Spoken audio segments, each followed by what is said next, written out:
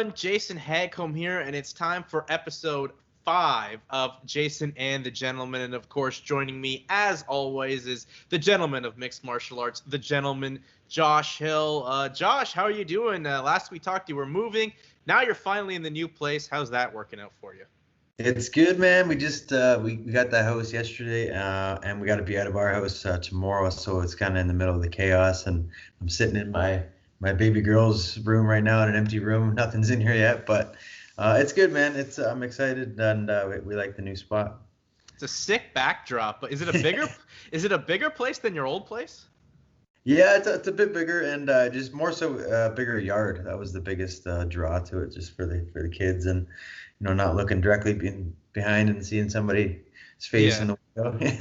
Yeah, I totally get that. Well, you know what? Congrats on the new place. And moving on from your movement to the movement of the cards and MMA and the exciting UFC 254 this past weekend. As honestly, Josh, I felt it was probably the best pure show that we've seen in mixed martial arts this year. And coming out of that is Khabib Nurmagomedov, just a brilliant performance, a second-round triangle choke victory over Justin Gaethje, and everything just following it. Like, first of all, talk about the fight. I mean, Khabib just looks so composed. I haven't seen Gaethje look that tired in so long. Like, he was gasping for air after the first round, and then eventually gets caught in that triangle. Like, Khabib once again proves why he's, if not one of the greatest fighters of all time, clearly the greatest lightweight of all time. Yeah, it was amazing, man. I didn't know how he would come out just because of the circumstances. You know what I mean? First time without his dad, and that's got to be a big toll mentally. But man, it just Gaethje's tough, and he's a slugger and hits hard, and he's always in for wars and underrated wrestling because he doesn't really showcase it. But man, just the pressure Khabib puts on is just something that is just so hard to deal with, man. And Gaethje hit him with some good stuff too. Like the problem was when Gaethje, the things he did hit him with, the ones that landed pretty hard, connected, get pretty good, where he kept his hips back because he was so worried about the takedown. So without your hips and without your base as much, you're not going to have as much pop in your punches. It's when you sit down on those punches and put your legs and your hips into it, but that also leaves you more vulnerable for the takedown. So that's why that was happening. But just the pressure, and he hit him with some good stuff, and he just walked right through it. And I really like the leg kicks. The leg kicks were definitely taking a toll on him. You could see him when they did land, that they're putting Khabib off balance. But again, he just walked through it, and yeah, man, we're not used to going backwards so much. So always constantly moving backwards is way more tiring than walking forward. So amazing performance. If Khabib was gonna win, I could see a submission, but I definitely did not see a triangle choke coming. No, and the story coming out about the triangle chokes too is like he was gonna go for an armbar, but he didn't want to hurt Justin in front of his parents, so he thought the more graceful submission would be the triangle choke. And Justin did tap a couple times, and Jason Herzog totally missed it, missed 4 blatant taps in front of him, and Gaethje then went out, but came back pretty quickly. But all in all, beautiful performance. I was watching that, and I was like, he's tapping, and then he's out. I'm like, and Herzog is actually usually a very good ref, but I don't know what he was sleeping on that one. Yeah, I don't know if the moment maybe got too big for Jason Herzog, but they were delicate taps. But nonetheless, when you see a hand moving as an official, and one of the top ones in MMA, like Jason Herzog, that was kind of weird. I was telling my wife, Jason Herzog's one of the best refs in the sport, and then that happens. Like, oh well. Sorry, but you know what? They all have their moments. Yeah, exactly, man. It's a tough job, and especially with a fight of that magnitude. But of course, the story coming out of that fight is, after the triangle choke, Khabib just broke down and let all the emotion and anxieties and everything he's held in since July with the passing of his father out, and announced, put his gloves on the mat, retired, and said he can't do it anymore because, his mom doesn't want him to do it. He can't do it without his dad. And honestly, I thought that was one of the most beautiful moments in the history of the sport and sports as well. Like, the reason he's retiring isn't for just not wanting to fight people or what have you. He's making a promise to his mom, and I think that's so genuine. Like, I totally buy into this being it for Khabib. I know some people are saying it may be, him trying to, wait and see how things play out and he'll come back. I totally see Khabib being done, and just what a great moment that was. Yeah, I agree. I think this, he actually means it. I don't think he's pulling a Cejudo, Yeah. and just, retiring and then just, talking shit and trying to get his name bigger. But yeah, man, that's good for him if that's what he wants to do it, and that's he's making a promise to his mom and sticking to it. That's awesome and good for him. I didn't see it coming. I thought he would at least try to get to 30, so I thought maybe at least one more big one, if anything. But yeah, man, it sucks to see. As a fan, I've been a big fan of Khabib for a long time. So it sucks to see him to leave and not going to see him compete anymore. But what a way to go out. And yeah, like you talked about how he broke down afterwards. I would imagine that was just 2 months of training camp, just using it as a distraction, dealing with those emotions of losing your dad. And then finally, once it's all over, it just, you just let it all out, so I could only imagine how he was feeling in the moment. But yeah, man, that was, it was touching, it was, I felt good for him, but yeah, it was, sucked to see him go, but he's amazing. Yeah, I mean, we're gonna definitely miss him. And just thinking of the contributions Khabib's done, like obviously a lightweight, dominated pretty much every fight he was in, only lost a couple rounds. He actually lost the first round of two of the three judges' scorecards, which I don't know how he could lose that round, because I thought he did enough to win the first round, but thankfully we didn't have to go to the judges' scorecards. But I mean, just look what he's done for like Dagestan. Like Dagestan, no one knew anything about that area of Russia, and now he is the trendsetter, and every dominant wrestler or fighter coming out of Russia is from that area of Russia. He's a trendsetter, never been cut in a fight, never got knocked down. One of the greatest, and I'm sad to see him go, but I'm happy he did it genuinely, and he was one of the most genuine guys. I think that's what I'm going to miss the most, is this sport doesn't have enough genuine people like Khabib in it. There's a lot of people that either start out genuine, then try to create this character, and characters in MMA do need to go by the wayside because they become stale and just totally lame by the end of it, where Khabib was just himself. And Khabib, thanks for being 29-0. Thanks for your contributions to the sport, because we will miss you, and you are going to be missed in this sport. Yeah, I agree. He definitely did not put on an act. He was very genuine. And yeah, man, he's I mean, as far as retiring as well, man, he is like he's a god out in Russia. He's loved. He's like McGregor in Ireland. I mean, even bigger maybe. So he's obviously fine financially, but yeah, he's accomplished so much, and he's only 32, which is pretty young for retirement, but it's a good story.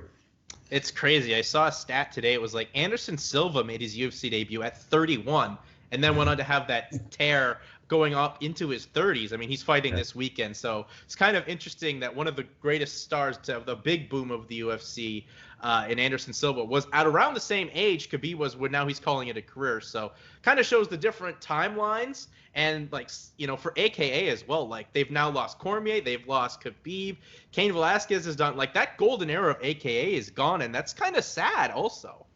Yeah, it's kind of like the Militich camp, what, 15, 10, no, not 10 years ago, when they had, Matt Hughes and Rich Franklin and Tim Sylvia and all those guys were on top at the time. And then now the time just kind of move on, and we'll see what next gym will be the the superstar gym with all the champions out of it. But yeah, it's weird that guy, you see the guy like a Randy Couture didn't have his first MMA fight until he was 33.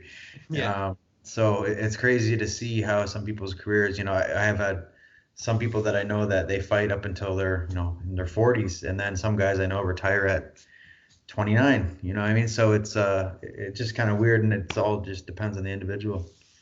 Well, Josh, now that Khabib is called it a career, now obviously that lightweight title is up for grabs.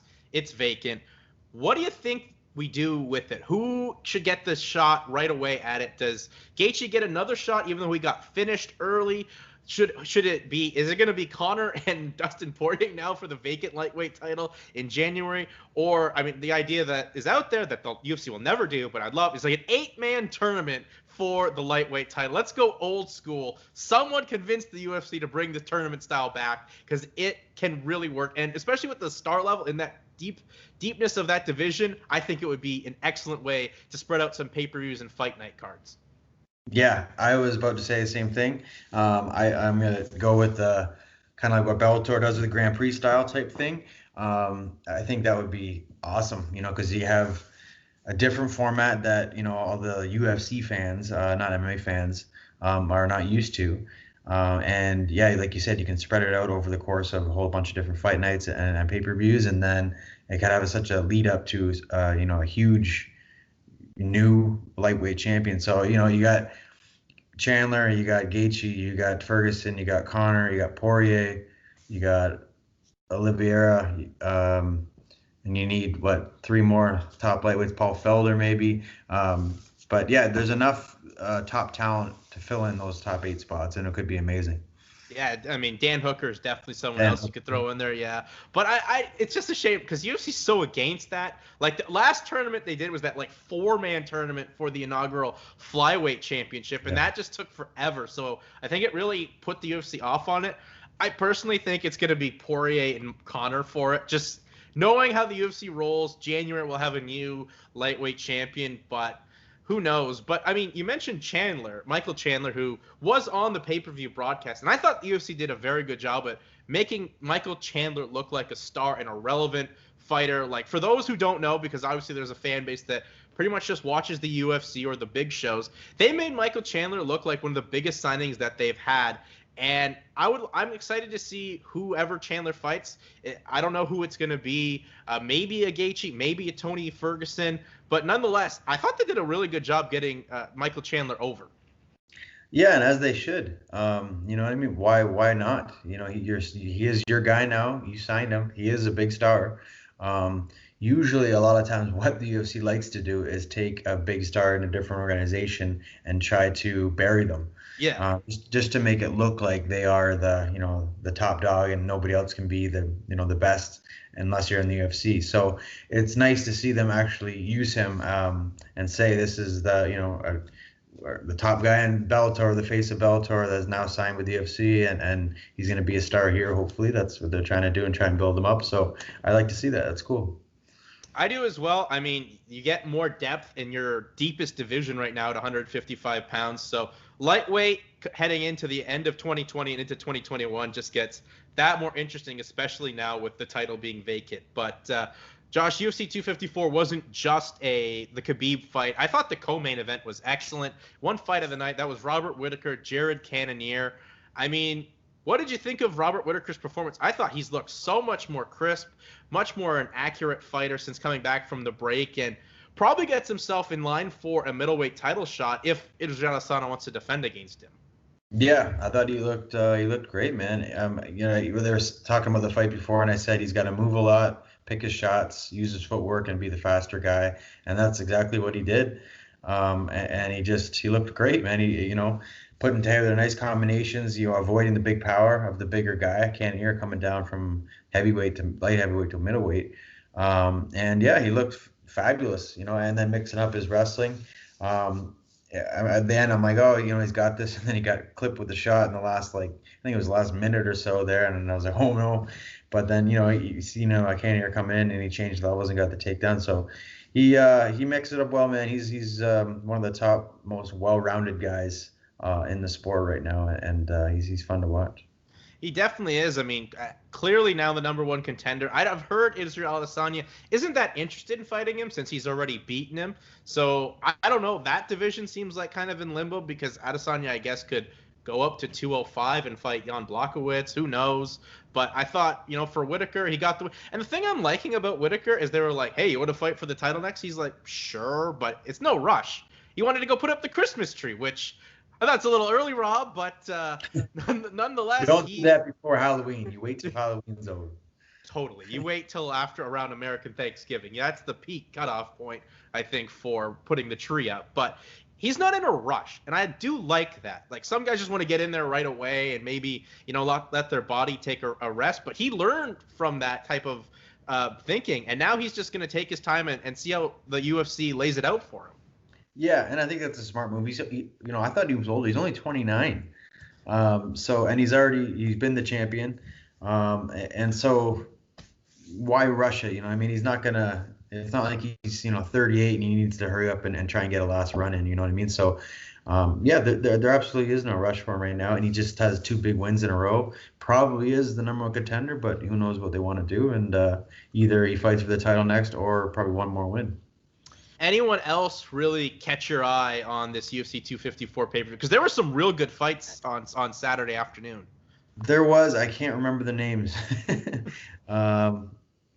Spelled out some fights that you thought, and I'm sure they'll pop up to.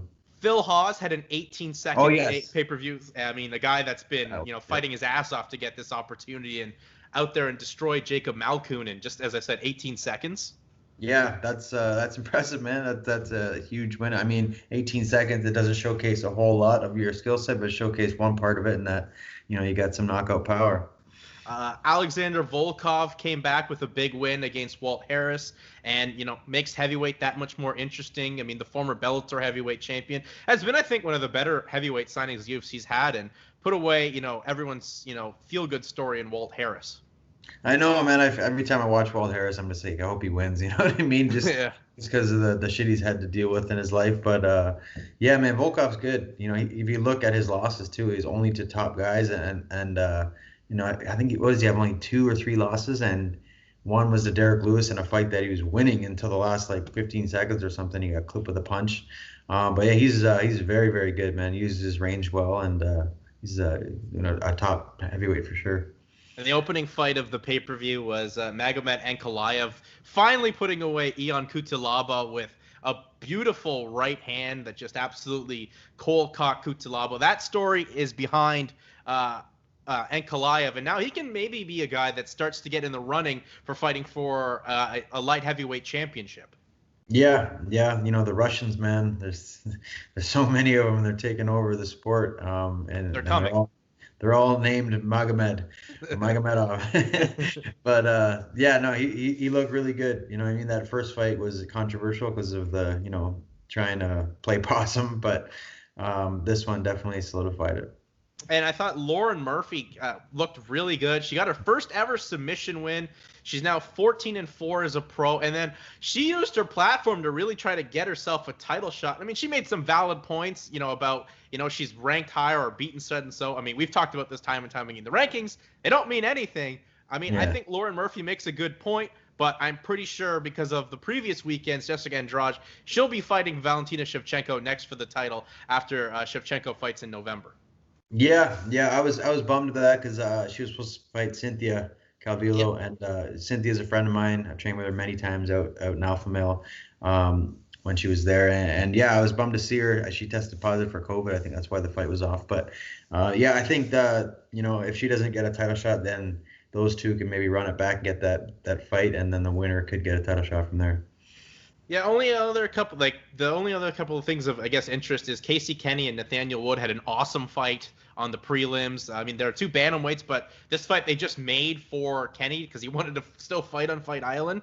It was a catchweight at 140, but those 2 just went on in a war. And Tai Tuivasa finally gets himself a win. And what are your thoughts on the shoey? Because this is the most disgusting thing I've ever seen in my life.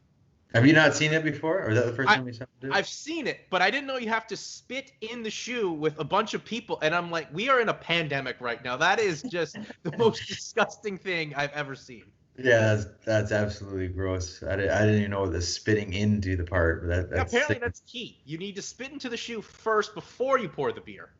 Yeah, that's disgusting, man. I don't like that, but I don't even like thinking about that as a shoe, really. But there's so much gross about it. I don't understand. I mean, that's Tuivasa's gimmick now is the shoey. The shoey kept him alive more than anything. But I just wouldn't want to put my foot in it afterwards either. What are you gonna wear that around the rest of the night? It's someone else's shoe too. Yeah, that's right. It's not even your shoe. It's someone else's shoe. I gotta be really drunk to do that shit. Yeah, I think everyone has to be really junked to do any of that. But that was UFC 254. I thought one of the more better shows, probably a show of the year candidate. I mean, UFC, they keep on moving on, and they move on to this upcoming Saturday with what appears to be the final fight of Anderson Silva's career. He'll be fighting in the main event against Uriah Hall, a guy that they were comparing to be the next Anderson Silva, but there's only one Anderson Silva, and Anderson's obviously, getting towards the end of his combat sports career. But Josh, at one point, this guy was on a tear. One of the biggest names in the sport, one of the greatest champions the UFC and MMA has ever seen. I mean, what are your memories of Anderson Silva from that run from like 2005 on to like 2011? Yeah, man, I remember watching him back when it was, 2000. Yeah, what was the Ultimate Fighter? 2006, 2005, something like that. Yeah, seen him there. I remember seeing him in Pride. I remember watching him in Pride because he was a shootbox guy and seeing him there. But he really made like the big North American headlines when he came to the UFC and just devastated Lieben in this first fight there. The big one was Rich Franklin, just because I always liked Rich Franklin too. He was just an awesome fighter and a good dude and a good champion. And then it just the way that he dismantled him in the clinch like that, that's something you didn't really see too often. And then that started his reign as the champ, man. And he's a guy that just finds ways to win. You know what I mean? And just even when his fights when he was losing, like the Chael fight, and Chael beat him up for 4.5 rounds, and then just someone gets a triangle with 2 minutes left in the fight. So he's definitely a legend of the sport, man. One of the most accurate strikers out there. And yeah, he very very much comparable to a modern day Adesanya in his time. But yeah, legend, fun to watch. And if this is his last fight, then he had a good career. It sucks not to see him fight anymore. It's just like that era of MMA is now like gone. As sad as it is, because like that era really helped with Anderson, George St. Pierre, Cain Velasquez, like all those guys. The sport was really, yeah, exactly. Those guys were put the sport on such a level where it's at now, and then the next gen was able to take it. But yeah, for me, it was like obviously the Chris Lieben fight. Like we haven't seen a fighter probably since Chimaev this year just come into the UFC. Like sure, Silva had a name or some recognition for what he did in Pride, but came and blew away Chris Lieben and then got a title shot right after that. I mean, you won't see that probably ever again. Someone just have such a destructive performance in their UFC debut to get a title. The Chael fight, I think, is his hallmark because they were trying to put him in fights with guys that were going to fight him. And Chael Sonnen fought him, and he came oh so close the first fight to getting that middleweight title. And just, Anderson showed he was a black belt in Brazilian Jiu-Jitsu. I thought the Forrest Griffin fight also was a big one because he made Forrest look silly. Like there's that gif of the combination that Forrest is throwing, and he's just out there like the Matrix, just dodging everything. But yeah, that was Anderson Silva. He was a step above everyone, and then he just, his ego maybe got the better of him in that first Chris Weidman fight, and he was never the same ever since. I still think he won the Bisping fight a couple years ago. I think Bisping got the hometown decision. Nonetheless, obviously age is kind of caught up to Anderson Silva, but a legend in the sport, and we will miss him. But his opponent, Uriah Hall, he gets to potentially add that name. And for Uriah Hall in a deep middleweight division, this is a guy that's had some issues getting some fights on just, due to injury and whatnot. This will be his first fight since September of last year. But, I mean, for Hall, this is the right fight, I think, for him to maybe catapult his name. Yeah, and Hall is when he's on, he's known for that flashy, explosive striking style, much like Anderson was many times. So it actually could make for a pretty interesting fight. The biggest thing I think with Uriah Hall, and I think he's publicly stated this too, is his mental game. Just like how if he wasn't in that right mental state, you could definitely see it in the fight. He just wasn't there, and when he was on, he looked really really good. He's got that spinning back kick win against Musasi. So it just kind of depends what Uriah Hall shows up and, how over the hill is Anderson Silva right now too. Just kind of, we've seen some glimpses of him in the cage where he hasn't looked as good, but even in the fight with Adesanya, I know that was, what, 2 years ago, but or whatever it was, but he still shows he's got gas in the tank still, you know what I mean? Still got some tricks up his sleeve, so should make for an interesting fight. Let's see who kind of. I think it's gonna be a fight with a lot of kicks, so we'll see how that plays out.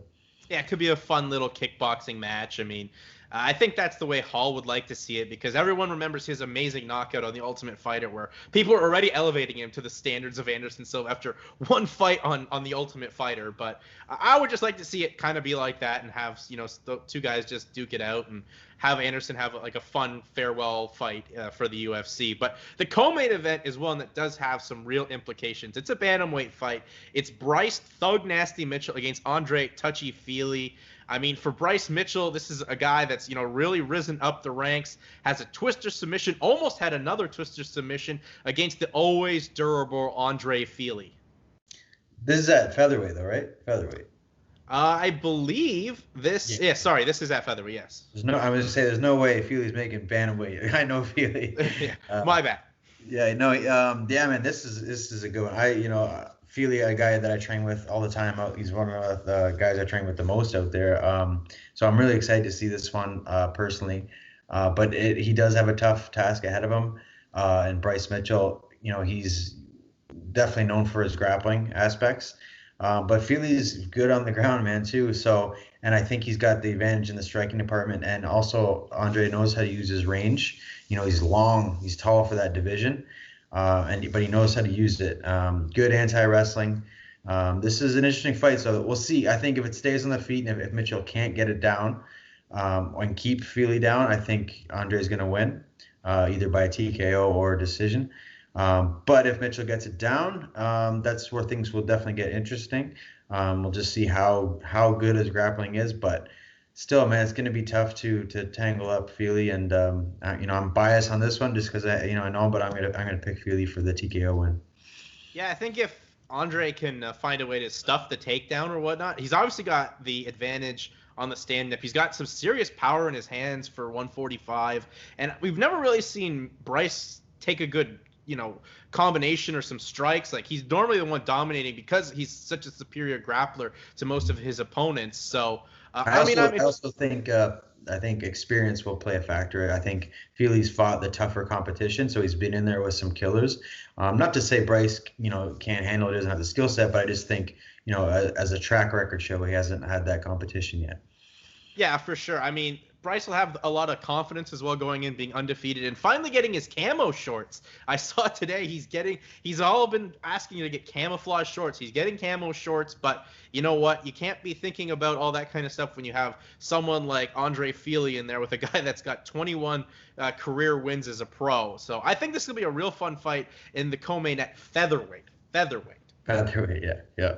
But if this is a fun little card overall, I mean, Greg Hardy, Maurice Green, heavyweights always bring the fun. Kevin Holland's on it.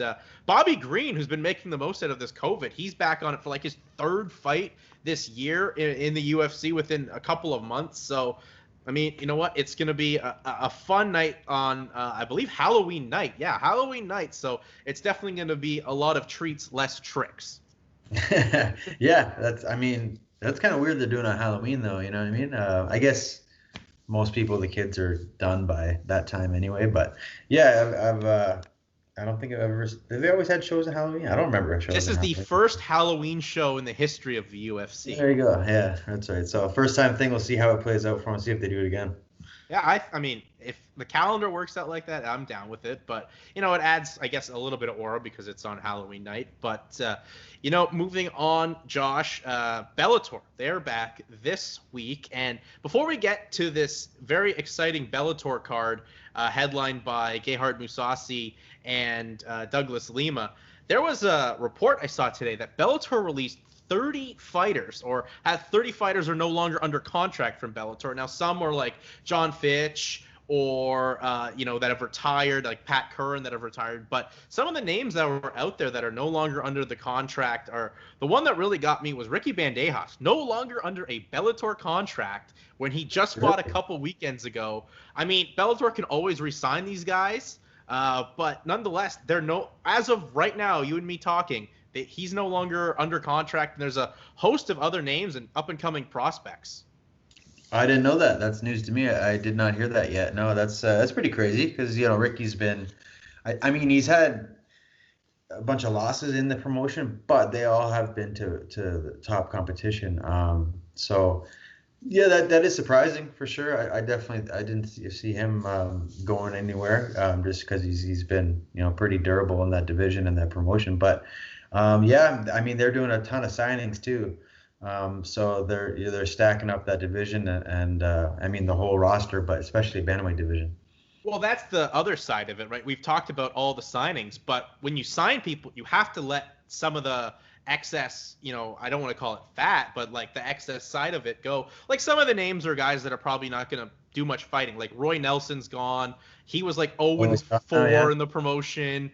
Frank Mir's no longer under a contract in Bellator, and like who knows if Frank's going to even continue to fight or have his visions of his daughter who just picked up her first career win this past week. But a lot of these younger names, like Sean Bunch, is no longer under a contract. Yeah. I mean, so there's some interesting names that are no longer there, and we'll see if Bellator picks some of them up or they keep this signing spree going, because they did sign the Titan FC heavyweight recently. So, they continue to be on the signing spree, but the flip of the coin, as I said, you got to let some guys go. Yeah. I didn't know the Sean Bunch was gone too. I know Eduardo Dantas is not signed with them either. So there's three good bantamweights that are no longer there. But yeah, I mean, just how it goes, I guess, man. And people move around and get signed to get released, and that's just how it goes. Yeah, it just kind of came out of nowhere, but it's like 30 plus names. I mean, there's a full list out there available on the many MMA websites, but it's just kind of came out of nowhere, especially 48 hours before this big show, which we will now talk about, where the main event is for the vacant middleweight championship. Gegard Mousasi taking on Douglas Lima. We kind of talked about this last week, where Mousasi fought Rory McDonald up at 185 a couple years ago, and it didn't go so well for Rory McDonald. Really showed the size discrepancy. But Lima, he's a different animal. It seems like he's already kind of a natural 185er, and he's just got some of the most vicious kicks and knockout ability that I've seen some polls giving Lima the advantage over the natural middleweight in Mousasi. Yeah, it's interesting. We spoke briefly on this one, and yeah, it's going to be, I think, if he can stuff Mousasi's takedowns and his pressure and his top control on top, if he can keep it a kickboxing match, then he's definitely got a good shot in this fight. But when Lima fought Rory too, you could see it. Rory, the first fight, won the very close decision, but his legs were just battered. And I think if he didn't get that last takedown the round, he probably might not even be able to finish the fight. And then the second fight, Lima took it and obviously showed his improvement. So yeah, it's an interesting fight, man. I'm a big fan of Lima. I'm a big fan of both guys. I think Mousasi has always been that underrated, underappreciated fighter that's been around forever, that doesn't get the credit he deserves, just how good he is. Yeah, I mean, this is a guy in Mousasi, 46 wins as a pro. Like, I remember Mousasi back in Dream winning the middleweight Grand Prix there with an up kick over Jacare Souza. Like, that's how long he's been doing this at such a high level. Was former Strikeforce middleweight champion, had some success in the UFC, and now looking to add Bellator gold around his waist. But I mean, this also feels like they're really pushing Lima to potentially be the double champ, because Lima is just such an extraordinary fighter and someone that Bellator did build themselves and can be, a face for this new vision that Scott Coker has for the promotion. Yeah, that's definitely, he's like a Chandler, you know what I mean? He's definitely that somebody. I think he's been in Bellator since 2011, I think. Yeah, he was in those tournaments back in the day. Yeah, so he's been there since the beginning. I think Bellator, I think they started in 2009, 8, yep. 9. Yeah, somewhere around there. 9. So yeah, so he's been there since almost the beginning. So yeah, he was a homegrown, Bellator fighter that's now become the champion and looking to become double champion. So he's one of their, if not their biggest star, definitely one of their biggest stars, and he's got a huge opportunity for him. So I like watching him fight, so I'm excited for it. I like watching him fight too. I like that this card, they're starting the main card at 8 p.m. instead of 10 p.m. So you get 2 Nice. hours earlier. That's much more key. And it's only a 3-fight main card. Henry Corrales, Brandon Gertz in the co-main event, and Vita Ortega and Desiree Yanez are the other fights on the main card. But like we've talked about, like Bellator is growing. There's a plethora of undercard fights that I think there's some interest in there. As you said, Bobby Volker, he's back. Nick Newell's back, and Jake Hager, the AEW / former WWE wrestler, finally back in Bellator. I mean, this is a interesting card, definitely to check out both the prelims and the 3-fight main card. Yeah. There's some really good fights on actually, and I like how they do the YouTube prelims. It's just easy and accessible for everybody to watch. Another fight that I just seen that was on there is Eric Perez, or sorry, not Eric Perez. Eric Sanchez, pardon me, is fighting Borix actually. I know Eric from training out in Alpha Male. I know he's really well-rounded, great boxing skills. So Borix I know is a killer too. So that should be a good one. Yeah, for sure. Jared Scoggins as well at 135 taking on Toby Mish. So I mean, there are some good undercard fights, and I mean, it's kind of sad that the main card's only 3. You feel like they could move some of these fights, at least 2 maybe, up to the main card. But if they're trying for time constraint-wise, I totally get it. But it just puts more emphasis on Bellator on their social media platforms and their digital platforms. And as you said, the YouTube is like the best way for anyone to watch your fights. YouTube's so easy accessible, and the stream's been crystal clear for every prelim that they've been putting on since they've moved to this model. Yeah, I've seen it when I fought on there, and everybody's asking me. I'm like, I don't know, watch it on YouTube. I heard, and then it was just so easy, and so it works perfect, man. I like it. It's got to be great for the family and friends when you have fought on those undercards too. Yeah. I'm like, before some of my fights that I've had, you have to order on this certain pay-per-view or this streaming on here, and it's just difficult. But everybody has YouTube, right? So it's easy. Yeah, for sure. And I mean, Bellator, they keep powering on because I think this card's a start of a string of a couple cards in a row for a couple Thursday night. Yeah, they have like 3 more Thursday night cards. Melvin Manhoef back next Thursday. There's the name out of the past. And then I believe the Grand Prix, the Featherweight Grand Prix, it starts getting picked up on November the 12th. Where Patricio Pitbull will take on Pedro Carvalho, and Daniel Weichel in the co-main event against Emmanuel Sanchez. Yeah.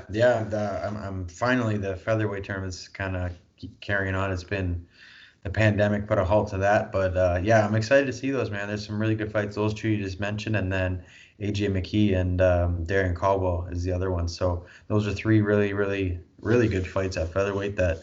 Are the 6 top guys in the promotion at that weight class. Well, I mean, just talking, like, I'm happy the Grand Prix is back. I thought the way they did the featherweight Grand Prix as opposed to the other Grand Prix was so much fun, especially like the game show aspect of pick your opponent. I like that. It's a shame the pandemic happened because I thought AJ McKee was on the verge of being like breakthrough fighter of the year because he couldn't fight, obviously the pandemic and Bellator was kind of shut down. But like Chimaev's kind of taking that over. But McKee looked so good in his last fight against Karahanian that I thought he was on the verge of being like the next big thing for Bellator. I mean, he still can be, but the momentum's a little bit slowed because of the halt from this Grand Prix. Yeah, he came out of the gate flying, and he's undefeated. So he definitely has that same feel that you talked about with Chimaev, and we'll see. I know the pandemic ruined everything, man. It ruined everything. It really did. They just ruined life for this 2020 year, but hopefully it's. I don't know. We'll see how it goes, but we always talk about this, but hopefully it's over soon. But yeah, it'll be good to see the featherweight tournament back in action, and now they need to do a bantamweight one. Yeah. More Grand Prix, especially with the gimmick of pick your opponent, like spin cool. The wheel, make the deal. I thought that was so well done, and it worked. Like, it sounds silly on paper, but how they executed it was key. Yeah, you get to pick. You get to pick your time when you want to fight, or an opponent, or whatever. I forget how they did it, but it was really cool. I like the way they did that. And it all depended on how fast you won your fight. So it was like a beat the clock style. I mean, it's different, man, but it's interesting and cool, and I like the concept. It's one of the actual pro wrestling concepts that's taken into MMA that really worked out. Like, it sounds dumb because they do this all the time sometimes in pro wrestling, but it worked out well for Bellator, and I'm excited to see this Grand Prix back. And, Josh, before I let you go and to, get to go to bed and get out of your daughter's room, which has nothing in it, and before you talk to me, anything else you're really excited about coming up? And, then you can go, plug yourself, and we'll talk again in about a week or so. Nothing much, man. I'm actually bummed. I sustained an injury in training, and so I was actually at a fight booked for mid-November. But I got a bulge disc in my back that's been giving me some issues, and I know it's not a huge injury. It just more annoying than anything. It just kind of took away my training ability, so I wasn't able to train for weeks. So I should be good in a couple weeks and then get back to training. So, but it sucks. It was a big fight that I was really looking forward to, but I'm hopefully maybe come late December or January that I can get back in there and get it back. But other than that, everything's good, man. And yeah, I look forward to the fights on Thursday, to the fights on Saturday, and yeah, always at Gentleman J Hill. That's where I'm at. Yeah, for sure. Well, that's unfortunate about your back and whatnot, but as you make it seem like it's not the biggest deal in the world, like you just missed out on some training. But yeah, hopefully we get to see you back in there, because this division's starting to pick up in Bellator, and it needs you in there. It needs some Canadian content. It needs a guy that's only won 20 fights as a pro. It needs you in there, and maybe by the time you get back in there it will be a bantamweight Grand Prix announced or something of that nature. Hopefully that'd be cool. You know what I mean? We'll see what happens. The division's stacked and it's popping. So there's lots of matchups. No matter who I'm fighting, it's going to be a tough fight, because that top 10 in that division, they're all killers. But we'll see what happens, and hopefully they can get me re-signed and ready to go, maybe come the very end of the year or early next year. Would you have a preference, honestly? Of who to fight, you mean? Not of like the timeline. Would you rather fight in December or go into the new year? I was so bummed, because like I was mid-November was like perfect for me, because I could fight and then I could enjoy the holidays. But January is always the worst. Yeah. No fighters want to fight in January usually, just because not only like you have to sacrifice the dinners and the meals and then the get-togethers and the parties, but it's a lot of times it's hard to find training partners, because everybody's just kind of away doing their own thing, and with the holidays. So, but I mean, whatever. I'll do it if it's January. Then I'm not gonna say no to that. But I would love it if it was like December 22nd. You know what I mean, right before Christmas. But who knows, man? We'll see. I'll see how my back is too, and see how it heals up. Hopefully it's all good. I'm hoping anyway. But like I said, the earlier the better. But most likely probably January, I would say. Well, Josh, if you get ready for December, and hopefully Bellator can still do this. December, the past couple years, Bellator in Hawaii. So I mean, yes. So maybe if they can still go out there, hopefully you can get ready for December, because that's a sweet extra trip, added bonus of getting out there in the cage. That would be amazing. I don't know if they're going to do that with the pandemic bullshit going on. I know they're just Mohegan Sun's their spot for North America, but if they go to Hawaii, I got to get on one of those guys, bro. For sure. You definitely have to find your way, bad back or no bad back. But anyways, man, thanks for spending the time. I know you had some technical difficulties, but we made it work. We got episode 5 done. So everyone, please like, rate, comment, subscribe. These are fun shows that we put out every week, and we love having your comment and your eyes on it. So that'll do it for episode 5 for my partner, the gentleman, Josh Hill. I'm Jason Hagholm. We'll see you next week. Same bat time, same bat channel.